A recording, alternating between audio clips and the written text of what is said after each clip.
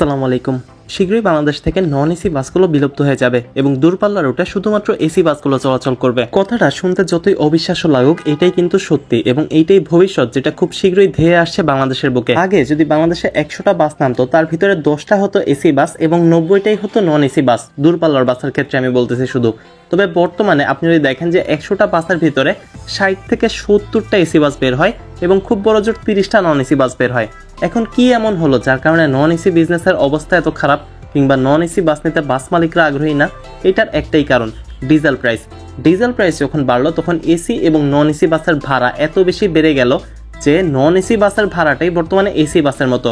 Say for example, রাজশাহীর ভাড়া যেখানে ছিল আগে 480 টাকা, সেই ভাড়া এখন 710 টাকা।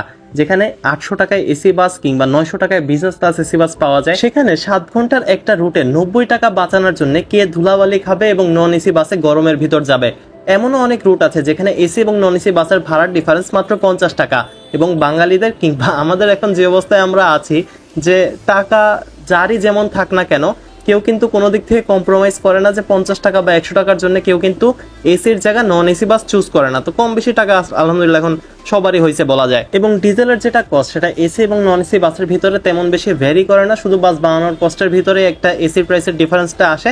তো ওইভাবে যদি আপনি চিন্তা করেন তাহলে নন এসি বাসের লোকসানের সম্ভাবনা বেশি, কারণ এসি বাস যদি আপনি 500 টাকায় দিতে পারেন, আপনার যদি বুকিং হয় 30টা, নন এসি আপনার 450তে বুকিং হবে 20টা। তো বুকিংও একটু বেশি হয় এবং বাসগুলো ঠিকঠাক চলে আলহামদুলিল্লাহ। এসির ডিমান্ড সবসময়ই ভালো, যে কোনো সময়। আগে যে জিনিসটা বেশি হতো, মানুষ শীতকালে এসি বাস নিতে চাইতো না, ভাবতো শীতকালে তো এমনি ঠান্ডা, তার ভিতরে এসি বাসে আরো ঠান্ডা লাগবে। তবে এসিতে যে রুম টেম্পারেচার একদম ঠিকঠাক কন্ট্রোল করা যায়, আপনি যেরকম টেম্পারেচার চান সেরকম টেম্পারেচার মেনটেন করা যায়, পাশাপাশি বাইরের থেকে ধুলাবালিও লাগে না। তো ওই কনসেপ্টটা অনেকের পাল্টে গেছে।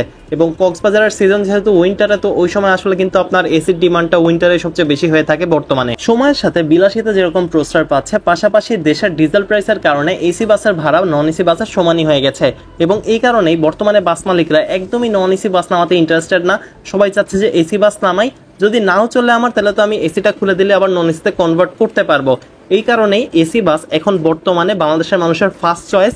যত দিন যাচ্ছে মানুষ নন এসি থেকে সরে আসতেছে। গ্যারেজে আপনারা এখন নতুন যে বাসগুলো দেখবেন, ম্যাক্সিমামই AC bus, sleeper bus, business class বাসের সংখ্যাও কমে গেছে স্লিপারের কারণে। সবকিছু মিলিয়ে ধারণা করা যাচ্ছে আগামী 5 থেকে 6 বছরের ভিতরে যদি বাংলাদেশে 100টা বাস নামে, তার ভিতরে 80 থেকে 90টা বাসই হবে এসি বাস এবং 10টা বাস হবে নন এসি বাস, দূরপাল্লার বাসের জন্য স্পেশালি। আমাদের অফিসিয়াল টি শার্ট যারা নিতে যাচ্ছেন, আমাদের ফেসবুক পেজে যোগাযোগ করতে পারেন। পরিবহন জগৎ রিলেটেড যে কোনো তথ্য সবার আগে জানতে চান, সাবস্ক্রাইব করে পাশে থাকার অনুরোধ রইল। বাথরুম ইন্টারেস্ট থাকলে জয়েন করতে পারেন ফেসবুক গ্রুপ বিডি বাস লাভারে।